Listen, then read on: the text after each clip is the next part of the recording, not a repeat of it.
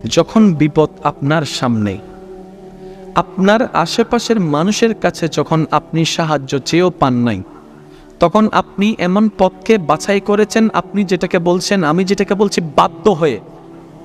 রব তো আপনাকে আমাকে বলে দিয়েছিল, ওয়ামাইয়াত্তাকিল্লাহ ইয়াজআল লাহু মাখরাজান। আমরা তো রবের সেই প্রেমটা বুঝতে পারিনি। বলেছে কি? রব বলে ওয়ামাইয়াত্তাকিল্লাহ ইয়াজআল লাহু মাখরাজান। বান্দারে যে কোনো বিপদ আপদ মুসিবতে যখন তোমার ব্রেন বলবে বাঁচার কোনো উপায় নাই, চোখ বলবে বাঁচার কোনো রাস্তা নাই, তোমার ব্রেন বলবে বাঁচার কোনো উপায়। অনেকেই সুদের সাথে আছে, দেখবেন সুদের বিষয়টা কে কিভাবে বুঝেন জানি না, আমি আপনার সাথে একটু শেয়ার করছি কথাটা, ভেবে দেখবেন। সঠিক মনে হলে গ্রহণ করবেন, ভুল মনে হয়ে গেলে বাদ দিবেন। বেশিরভাগ মানুষ সুদের সাথে লাগার ইচ্ছা কারো নাই। যারা সুদের সাথে আছে তাদের অন্তরও দেখবেন সুদের সাথে লাগার ইচ্ছাটা ছিল না। তাহলে লেগে গেল কেন? নিশ্চয়ই মাঝখানে কোনো একটা বেজাল। একটু খেয়াল করে দেখেন, সুদের বিষয়টা হয় কি জানেন? যখন অভাব সামনে চলে আসে, বিভিন্ন জায়গা থেকে যখন আমরা ধার কর্জ চাই আর পাই না, তখন বাধ্য হয়ে এমন জায়গায় গিয়ে আটকাতে হয় যেখানে সুদের লেনদেন থাকে। তো যখন জিজ্ঞেস করা হয়, ভাইয়া আমার এত টাকা লাগবে, সে বলে যে এত করে দিতে হবে। ওই অঙ্কটা শুনে প্রথমে মনে হয় এত অল্প, মাসে দেওয়া যাবে। বেশিরভাগ যারা সুদের সাথে লাগছে জিজ্ঞেস করবেন, অঙ্কটা শুনে প্রথমে মনে হয় এত অল্প, মাসে দিতে পারবো। কিন্তু যখন সেটা কন্টিনিউ হয়, একটা পর্যায়ে গিয়ে দেখা যায় ওই টাকাটাই আর দিতে পারে না। মূল তো নাই না, ওই সুদের টাকাটাও আর দিতে পারে না। ক্রমান্বয়ে সেটা বাড়তে থাকে, বাড়তে থাকে, বাড়তে থাকে, বাড়তে থাকে, মূলও বাড়ে, সুদও বাড়ে। এখন উনি আর রাস্তা দেখে না। তো আমার ভাই ভাবতে বসে, কিরে প্রত্যেক মাসে বলেছিল ৩,০০০ করে, ৪,০০০ করে, ৫,০০০ করে। আমি তো একটা সময় ১০,০০০ করে কামাইতাম, তাহলে ৪,০০০ তো দেওয়াই যায়। এটাই তো আমার প্ল্যানিং ছিল। কিন্তু এমন পরিস্থিতি হলো কেন যে আমি আমার মূলটাও হারাই ফেলছি, ওই ৪,০০০ও দিতে পারছি না। বিষয়টা একটু শুনুন। যখন বিপদ আপনার সামনে, আপনার আশেপাশের মানুষের কাছে যখন আপনি সাহায্য চেয়েও পান নাই, তখন আপনি এমন পথকে বাছাই করেছেন, আপনি যেটাকে বলছেন, আমি যেটাকে বলছি বাধ্য হয়ে। রব তো আপনাকে আমাকে বলে দিয়েছিল, ওয়ামাইয়াত্তাকিল্লাহ ইয়াজআল লাহু মাখরাজান। আমরা তো রবের সেই প্রেমটা বুঝতে পারিনি। বলেছে কি? রব বলে ওয়ামাইয়াত্তাকিল্লাহ ইয়াজআল লাহু মাখরাজান। বান্দারে যে কোনো বিপদ আপদ মুসিবতে যখন তোমার ব্রেন বলবে বাঁচার কোনো উপায় নাই, চোখ বলবে বাঁচার কোনো রাস্তা নাই, তোমার ব্রেন বলবে বাঁচার কোনো উপায় নাই, তোমার চোখ বলবে, তোমার হাত বলবে, তোমার পা বলবে, এমনকি তোমার অস্তিত্ব জুড়ে বলবে এই বিপদ থেকে বাঁচার কোনো অবস্থা নাই, বের হওয়ার কোনো রাস্তা নাই, বের হওয়ার কোনো পথ নাই। ওয়ামাইয়াত্তাকিল্লাহ, যদি পরিপূর্ণভাবে এতটুক মন থেকে বিশ্বাস করতে পারো, আমার আল্লাহ আছে, আমার আল্লাহ আছে, আমার আল্লাহ আছে, আমার আল্লাহ আছে, কেউ নাই, কেউ নাই, কেউ নাই, আমার আল্লাহ আছে। রব বলে ইয়াজআল লাহু মাখরাজান। তুমি আর বিবেক বলবে বাঁচার রাস্তা নাই, ওইখান থেকেও বাঁচার রাস্তা আমি রব তোমার জন্য করে দিব। ওই বিপদ এবং রাস্তা খোলার আগের মাঝখানের সময়টা তোমাকে একটু ধৈর্য ধরতে হবে। এই ধৈর্যটা ধরতে পারি নাই বলে আমরা বিপদটাকে কাছে টেনে নিয়ে আসি। এবার বলেন, সুদটা কি আল্লাহর পছন্দ না অপছন্দ? মাফ করবেন, একটু খেয়াল করবেন, শিকার আগ্রহ যাদের আছে। কারণ আমরা এমন রবের বান্দা, যে রবের দরবারে কমতি বলে কোনো শব্দ তা আমরা পাই না। কেন? আমরা চাইতেও জানি না, নিতেও জানি না। বিপদকালে ধৈর্য ধরার চাইতে অনেক সময় কঠিন হয়ে যায় আল্লাহর নিয়ামত পেয়ে শুকরিয়া আদায় করাটা। কারণ একটু ঠান্ডা মাথায় খেয়াল করে দেখলে দেখবেন আমাদের জীবনে নাই কি সেটা নিয়ে আমাদের আফসোসের শেষ নাই, কিন্তু না চাইতে আল্লাহ দয়া করে কি কি দিয়েছেন সেটা নিয়ে শুকরিয়া আদায় করতে পারি না। সেজন্য না পাওয়া নিয়ে আফসোসের শেষ নাই, আর পাওয়া নিয়ে শুকরিয়া নাই। যার কারণে টোটাল হিসাবটা আমাদের জীবনটা অশান্তিময়, 0 0 0। তো শান্তিময় করবেন কিভাবে?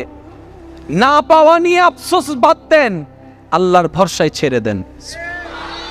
যা পেয়েছেন, যতটুক পেয়েছেন, যেভাবে পেয়েছেন, ওইটার উপর বলেন, মওলা যা তুমি দান করেছো সেটা পাওয়ার যোগ্য আমি নই, তুমি দয়া করে আমাকে দিয়েছো, মওলা এটাই তোমার দয়া, এটাই তোমার দয়া, এটাই আমার জন্য বড় পাওয়া। আলহামদুলিল্লাহ, আলহামদুলিল্লাহ, আলহামদুলিল্লাহ।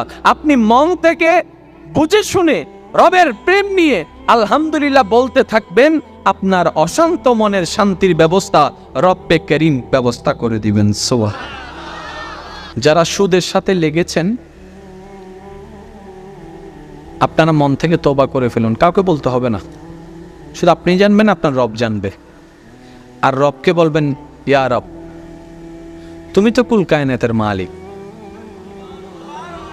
আমি আটকায় গিয়েছি অল্প টাকার কারণে, মওলা না বুঝে গিয়েছি, আমার ওই বুদ্ধি বুঝ নেই, মওলা জানি এই রাস্তাটা পছন্দ না তোমার, কিন্তু আমার তো কোনো উপায় নেই, ওইটাও বুঝতে পারি না, তুমি সাহায্য করবা, মাঝখানে ধৈর্য ধরতে হবে আমাকে, আমি অধৈর্য হয়ে গিয়েছিলাম, মওলা তোমার উপর ছেড়ে দিলাম, তুমি আমাকে এইবারের মতো এখান থেকে উদ্ধার করে নাও, বাকি জীবন আমি সুদের সাথে থাকবো না। আপনি শুধু মন থেকে তওবা করে একবার বলে দেখেন, আপনার রব যে আপনাকে ওইখান থেকে কিভাবে হেফাজত করবে আপনি কল্পনাও করতে পারবেন না। সুবহান। এবার সেটার একটা বাস্তব প্রমাণ আমি আপনাদেরকে এখানে দিচ্ছি। এখানে অনেক বিদেশি ভাইয়েরা আছেন, অনেক প্রবাস, হয়তো উনি গিয়েছেন, না হয় ওনার কোন আত্মীয় স্বজন বিদেশ গিয়েছে, আছে না নাই? অনেকের ক্ষেত্রে দেখেছেন কিংবা শুনেছেন, বিদেশের যাওয়ার ভিসা চলে এসেছে, কিন্তু টিকেটের টাকা, কিন্তু সেই ব্যক্তিটা বিদেশ গিয়ে টাকা কামাই চলে আসছে। এবার বন্ধুর সাথে, ভাইয়ের সাথে সাক্ষাৎ হওয়ার পরে উনি বললেন, আরে কিরে, তুই না টাকার অভাবে টিকিট করতে পারছিলি না, এরকম হয়েছিল না, তো বিদেশ গেছস কেমনে? তো ও একটা কথা বলে, এমনি এমনি কেমনে কেমনে কেমনে কেমনে হয়ে গেছে। সত্যি করে বলেন, বলেন কেমনে কেমনে ব্যবস্থা? রব বলে, বান্দারে কেমনে কেমনে না, একটু আমার দিকে তাকা, এমনে এমনে এমনে এমনে আমি রবে ব্যবস্থা করে দিয়েছি। আরো সহজ করার চেষ্টা করছি, আরো সহজ করার। বাড়ি বাঁধানোর আগে আমরা একটা এস্টিমেট করি কত লাগতে পারে, কথা বলতে হবে। তবে কোন একটা কাজে নামার আগে আমরা একটা এস্টিমেট করি আনুমানিক কত খরচ হতে। সত্যি করে বলেন তো, বাড়ি কিংবা গাড়ি কিংবা আপনার বিয়ে বাড়ি যাই হোক না কেন, খরচ কি এস্টিমেট মোতাবেক হয় নাকি তার চেয়ে বেশি হয়? আমরা করি একরকম, হয়ে যায়, অন দ্য স্পটে গেলে এটা চেঞ্জ হয়। এমন অনেক মেয়ের বাবা এখানে আছেন, ছেলের বাবারা আছেন, মেয়ের বিয়ের সামনে, ছেলের বিয়ের সামনে আত্মীয় স্বজনের দাওয়াত দেওয়া শেষ, অনেক সাক্ষী এখানে আছে। আমি বললাম, বাবা, চাচা, ভাইয়া, আপনার মেয়ের বিয়ে কি আটকাই ছিল? বলে যে না। ছেলের বউ বিয়ে কি আটকাই ছিল? বলে যে না। টাকা তো ছিল না। কেমনে কেমনে কেমনে কেমনে কেমনে কেমনে কেমনে কেমনে কেমনে কেমনে রব বলে, কেমনে কেমনে কেন, আমি আছি না। আর একটু জোরে বলতে হবে। এমন বাস্তবতার সাক্ষী এখানে অনেকেই আছেন, ঘর বাঁধতে নামার আগে সেই পরিমাণ টাকা ছিল না, কিন্তু যখন কাজে নেমে গিয়েছে আল্লাহ কাজটাও আটকায় রাখে নাই, কোনো না কোনো ভাবে আল্লাহ তাআলা রিজিক দিয়ে ঘরটাকে ছাদে রূপান্তর করে দিয়েছেন, 2 তলা বানিয়ে দিয়েছেন, 3 তলা। তাহলে আপনি একটু ভাবেন তো, এমনি টাকা নাই, এতগুলো টাকা আসলো কিভাবে? এটাই হচ্ছে রবের রহমত, এটাই হচ্ছে রবের নিজাম। বান্দা যখন আটকিয়ে যায়, রব তখন রহমত দিয়ে ওই বান্দাকে ওই গর্ত থেকে তোলার ব্যবস্থা করে দেন। এবার আপনি একটু ভাবেন, এই সারা বিশ্বকে চালাচ্ছেন উনি কে? জোরে বলেন না। বর্তমানে বিজ্ঞানের মারেফতের মাধ্যমে আমরা জানতে পারলাম এই পৃথিবীর তুলনায় প্রায় 9 লক্ষ গুণের চাইতেও বেশি বড় হচ্ছে একটা সূর্য। প্রত্যেকদিন সেই সূর্যকে পূর্ব আকাশে তুলে কে, আবার পশ্চিম আকাশে অস্তমিত করে কে? তাহলে যেই আল্লাহ এত বিশাল একটা সূর্যকে প্রতিদিন টাইম টু টাইম তুলতে পারেন, ডুবাতে পারেন, সেই আল্লাহ কি আপনাকে আমাকে একটু চালাইতে পারে না? যেই রব এত বিশাল বিশ্ব ব্রহ্মাণ্ডকে প্রতিটা মুহূর্তে চালাইতে পারে, সূর্যের তো ডুপ্লিকেট করার প্রয়োজন হয় নাই, চাঁদের তো ডুপ্লিকেট পথে যাওয়ার প্রয়োজন হয় নাই। এমনকি এই দেখেন না পুকুরের মাছেরও তো খাওয়ার ব্যবস্থা রব করে দিচ্ছে। কই তাদের তো ডুপ্লিকেট করতে হয় নাই, বাটপারি করতে হয় নাই, তাদেরও তো পেট আছে, তাদেরও তো খাবার আছে। কিরে কখনো তো শুনলাম না কোনোদিন কোনো মাছে ডুপ্লিকেট করছে, বাটপারি করছে। আমাদের কেন করা লাগবে? শুনেন, শুনতে খারাপ লাগলেও বাস্তব। একটা মাছের রবের প্রতি যে বিশ্বাসটুকু আছে সেই তুলনায় হয়তো বিশ্বাস আমাদেরটা নাই। বর্ষা যেভাবে সূর্য আল্লাহর উপর রাখে সেভাবে বর্ষাটা হয়তো আমরা রাখার মতো রাখতে পারি না। যদি রাখার মতো রাখতে পারতাম, আরে আমাদের রব না সেই রব। আপনি একটা বীজ বপন করে দিলেন মাটির ভিতরে, একটা সামান্য বীজ, কিছুদিন পরে সেখান থেকে চারা উৎপন্ন হওয়া শুরু হয়ে এলো। চারা উৎপন্ন হতে হতে এটা বড় হতে লাগলো, বড় হতে হতে সেখানে একটা বড় গাছ হয়ে গেল, গাছ হতে হতে এখানে ঢাল হলো, পাতা হলো, তারপর কিছুদিন পরে ফুল আসলো, ফুল থেকে এখন আম হওয়া শুরু করলো। রোপণ করেছেন একটা পোটা, একটা পিছি, ওই গাছে রব এনে দিয়েছেন শত শত ফলের ব্যবস্থা। আপনি না সেই রবের বান্দা, আপনার বাটপারি করার দরকার কি? আর করছেন কার জন্য? নিজের জন্য নয়, পরিবারের জন্য। এবার সেই পরিবারে যদি আপনার চোখ উল্টাই ফেলে, এর চাইতে বড় দুঃখের আর কিছু হতে পারে? জগৎ দেখেছে কিছুদিন আগের ঘটনা, বাবা সম্পদ কামিয়েছে সন্তানের জন্য, বাবা বিদায় নিয়েছে, সন্তানরা ঝগড়া করছে, লাশ দাফন করছে না, আগে সম্পত্তি ভাগাভাগি করতে বাবার লাশটা পৌঁছে যাচ্ছে। তাহলে আজকে যেটা অন্যের ঘটনা আপনি আমি দেখছি, তো বুদ্ধিমান কারা? যারা অন্যের ঘটনা দেখে সেখান থেকে শিক্ষা নিয়ে নিজে আগে সেভ হয়ে যায়, প্রস্তুতি নেই, তাদের জীবনে এমন ঘটনা আসার সম্ভাবনা কমে যায়। আপনি আপনার বিবেকের জ্ঞান দিয়ে আমি একটা পরামর্শ দিচ্ছি, ভেবে দেখবেন। যারা অন্যায় পথে টাকা কামায়, যারা 2 নাম্বারই করে, যেভাবেই হোক, আপনি আপনার জায়গা থেকে গবেষণা করে দেখেন, তারা পারিবারিকভাবে, সাংসারিকভাবে যতই ভালো দেখাক সমাজকে, ভিতর থেকে কেউ ভালো নয়। আমার পরিচিতদের মধ্যে একজনের কথা বলি, যেমনে পারছে তেমনে টাকা কামাইছে। বুঝতেছেন তো আমার কথা? যেমনে পারছে তেমনে টাকা কামাইছে। গত 2-1 সপ্তাহ আগে শুনলাম ওনার মেজো ছেলে পারিবারিক একটা মিটিংয়ে সবার সামনে বাবার গালে থাপ্পড় বসায় দিছে। তাহলে থাপ্পড়ের কথাটা আমরা শুনলাম, মনে করেন টিভিতে দেখলাম। কিরে সন্তান কিভাবে বাবার গায়ে হাত তুলে? নিশ্চয়ই মাঝখানে কোন একটা ঝামেলা তো আছে। কই কোনো মুয়াজ্জিনকেও তো দেখলাম না মা বাবার গায়ে হাত তোলা, তো দূরের কথা, মা বাবার সামনে এখনো পর্যন্ত চোখে চোখ রেখে কখনো মুয়াজ্জিনকে তো কথা বলতে দেখি নাই। কোনো ইমামকে তো দেখি নাই যে মা বাবার সামনে বড় আওয়াজে কথা বলতে, মা বাবাকে শাসন করতে। কোনো ইমামকে তো দেখি নাই, এমনকি কোনো পাগলকেও তো দেখছি না আমরা। কিরে আজকে সেই ছেলেটা, ভার্সিটিতে পড়া ছেলে, বাবার গালে কিভাবে হাত তুললো? আপনি একটু যদি গবেষণা করে দেখেন, ওই যে অন্যায় পথের টাকা, সেই টাকাটা ঘরে আসলো, সেই টাকাটা বাজারে গেল, বাজার হয়ে চাউল হয়ে আসলো, তরকারি হয়ে আসলো, সেটা রান্না হলো, রান্না হয়ে খাবার হয়ে পেটে গেল, ওই পেট থেকে রক্ত সৃষ্টি হলো। ওই অন্যায়ের রক্ত তার মনুষ্যত্ব নষ্ট করে দিয়েছে। কোনটা বাবা সম্মান, কোনটা বন্ধু, সেটাই সে বুঝতে পারে নাই। টাকার অহংকারে মনুষ্যত্ব হারিয়ে ফেলেছে। একটা সময় বাবার গালে হাত তুলতো, তার বাধা হয় নাই। মনে রাখবেন ভাইয়েরা, ঘটনার পিছনেও ঘটনা থাকে। আমি কি বুঝাতে পারলাম? ঘটনার পিছনেও ঘটনা থাকে। এবার আপনি বলেন, এই বাস্তবতা আপনি নিজে অস্বীকার করতে পারবেন? আমি কিছুদিন আগে একটা কথা বলেছি, যুবক ভাইয়ের একটু আওয়াজ দিয়ে সহযোগিতা করবেন, কারণ কিছু বাস্তবতা আছে যেগুলো আমাদের দাদা নানারা হয়তো তেমন অভিজ্ঞতা রাখে না। কেমন অনেক দাদা নানা এখানে আছেন, মোবাইলও চালাইতে পারে না, শুধু পারে দেয় ইয়েস নো। ইয়েস নো কেন চিহ্ন হত্যারণী ভাই, সবুজ উদ্দ লাল আদি না না কল ধরো কেনে অদে ইবেরি ইবে কি অদে সবুজ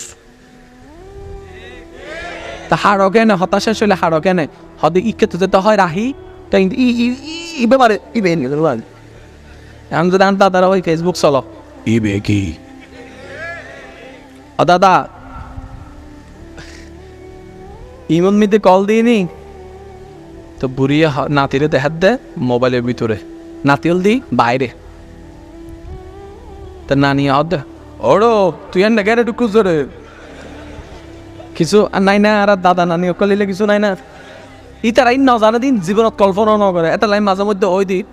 আর এখন যে অবস্থা মনে করো বিমান চলের হেলিকপ্টার চলের গট গট গট গট গট গট কিন্তু গাড়ি চলের মানুষে মোবাইলে হতাহর। ঈসা আলাইহিস ইসলামের উম্মত যদি 5 মিনিটের আল্লাহর হইতে আল্লাহ আর কেন তোলো নাই কেন চাই 2022 সাল কেন ঈসা নবীর উম্মতে না খবরতুন যদি আল্লাহ তারা চিন্তা করে তুলতু ইতি ইন দেই রেস্ট করে আবার ঢুকে যেতে কোথায় হারানিতে না জমানামিতে মানুষ হওয়া হনাদিন বিমান আসলে বাই পিনা এনিতে যেতে দেখো তো গিরে মানুষ বেগুন বাতাসে দূরের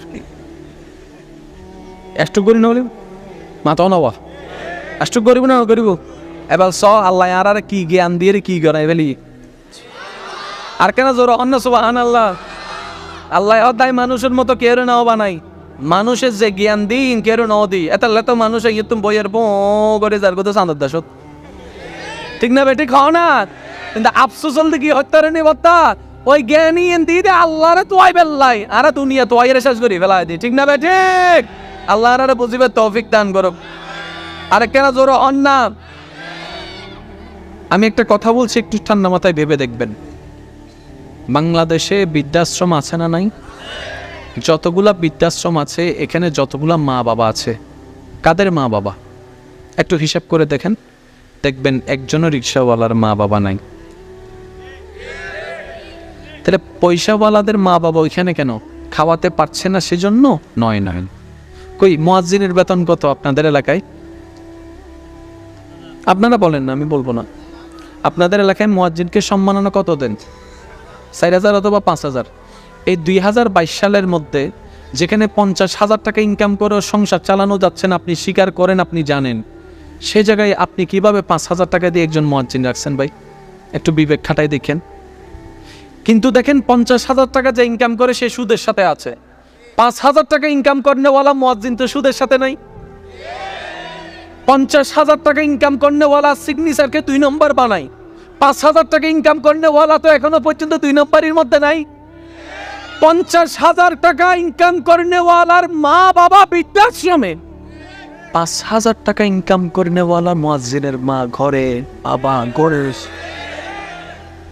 এবার বুঝতে পেরেছেন বরকত বলো একটা শব্দ আছে ইনকামে পাওয়ার নয় বরকতে পাওয়ার আপনি আমি অঙ্কের সংখ্যার দিকে যখন পাগল হয়ে যায় সেজন্য 30,000 ওয়ালার কাছে 50 ওয়ালা খুশি 50,000 ইনকাম করনেওয়ালার কাছে 60,000 ইনকাম করনেওয়ালা খুশি 60,000 ইনকাম করনেওয়ালার কাছে 1 লাখ ইনকাম করনেওয়ালা খুশি আসলে সুক্ত অঙ্কের ভিতরে নয় রবের বরকতের ভিতরে বলেন না সুবহান আপনি একটু খেয়াল করে দেখেন মুয়াজ্জিনের ঘরে কে কে আছে জিজ্ঞেস করেন মুয়াজ্জিন ভাইয়া কে কে আছে আপনার ঘরে বলে যে আমার মা আছে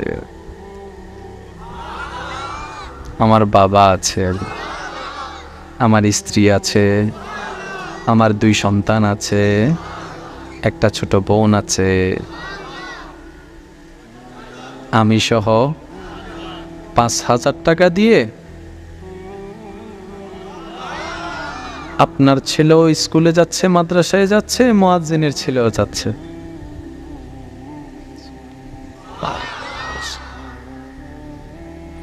নিয়ামতটা কোথায় নিয়ামতটা হচ্ছে যে আপনার সততার উপরে আল্লাহর উপর ভরসার উপরে জীবনের প্রতিটা মুহূর্তে শুধু একটা কথা আমার একটা আবদার রাখবেন চেষ্টা করবেন জীবনের প্রতিটা মুহূর্তে বুঝেন কিংবা না বুঝেন আজকে থেকে শুধু একটা প্র্যাকটিস করেন আলহামদুলিল্লাহ আলহামদুলিল্লাহ আলহামদুলিল্লাহ আলহামদুলিল্লাহ পাইলো আলহামদুলিল্লাহ না পাইলো আলহামদুলিল্লাহ হইলেও আলহামদুলিল্লাহ, না হইলে আলহামদুলিল্লাহ। জগৎ এসে আপনাকে বলবে তুই কি পাগল হয়ে গিয়েছস, না পাইলে কেমন আলহামদুলিল্লাহ। আপনি বলবেন এইটা পাই নাই যেটা চেয়েছি, হয়তো আমার রব চাইলে এর চাইতে 10 গুণ বেশি আমাকে দান করবেন। অল্প না পাওয়ার জন্য মন আফসোস করার দরকার কি? আমার রবের ভান্ডারে কমতি বলে কোনো শব্দ, হৃদয়ের জানালাটা খুলে দাও না, হৃদয়ের খুলে দাও না, প্রভুর প্রেমে মন সাড়া দাও না, বান্দা প্রভুর প্রেমে মন